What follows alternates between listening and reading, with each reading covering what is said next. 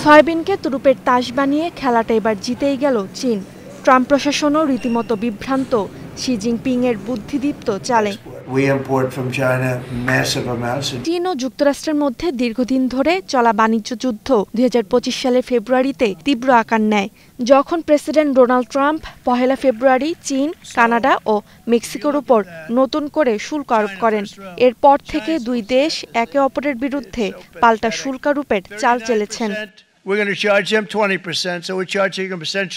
Trump বিরল খনিজের উপর চীনের একচেটিয়া আধিপত্য কমাতে সবসময় তৎপর ছিলেন। তাই তো অক্টোবরে চীনা আমদানিকৃত পণ্যের উপর অতিরিক্ত ১০০% শুল্ক আরোপ করেন। তবে চীনও কম যায় না। সয়াবিনকে সুপার পাওয়ার হিসেবে কাজে লাগিয়ে কাবু করেছে ট্রাম্পকে। সেপ্টেম্বরে যুক্তরাষ্ট্র থেকে আমদানি করেনি একদানা সয়াবিনও। দেশটির বৃহত্তম সয়াবিন ক্রেতা চীন। গত অর্থবছরে ২২.৫ মিলিয়ন মেট্রিক টন সয়াবিন আমদানি করে চীন।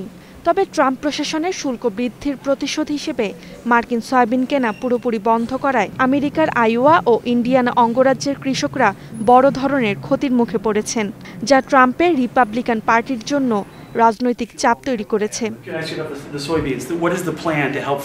শুধু সয়াবিন নয়, গরুর মাংস আমদানিও কমিয়েছে চীন।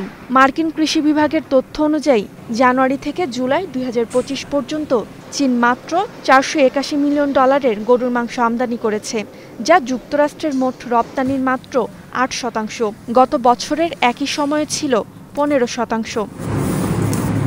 আমেরিকান পণ্যকে তোয়াক্কা না করে বিকল্প হিসেবে অন্যান্য দেশ থেকে আমদানি বাড়াচ্ছে চীন। বিশেষ করে ব্রাজিল ও আর্জেন্টিনা থেকে সয়াবিন আমদানি বাড়িয়েছে। ফলে ট্রাম্প বুঝে গেছেন বাণিজ্য যুদ্ধে চীনকে থামানো যাবে না।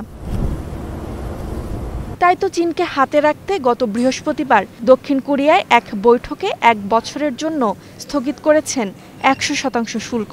এর বিনিময়ে ৫টি গুরুত্বপূর্ণ বিরল খনিজের উপর রপ্তানি বিধিনিষেধ শিথিল ও ১২ মিলিয়ন মেট্রিক টন সয়াবিন কেনার প্রতিশ্রুতি দেয় চীন। ফলে বলার অপেক্ষা রাখে না, বাণিজ্য যুদ্ধের কৌশলের দিক থেকে বিশ্বের গ্রোথ ইঞ্জিন হিসেবে খ্যাত চীনই এগিয়ে।